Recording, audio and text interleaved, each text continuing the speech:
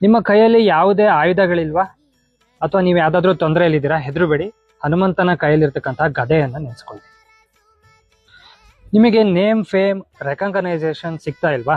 ಹೆದರಬೇಡಿ, ಹನುಮಂತನ ಕೈಯಲ್ಲಿರ್ತಕ್ಕಂತಹ ಧ್ವಜವನ್ನ ಪ್ರಾರ್ಥನೆಯನ್ನ ಮಾಡಿ.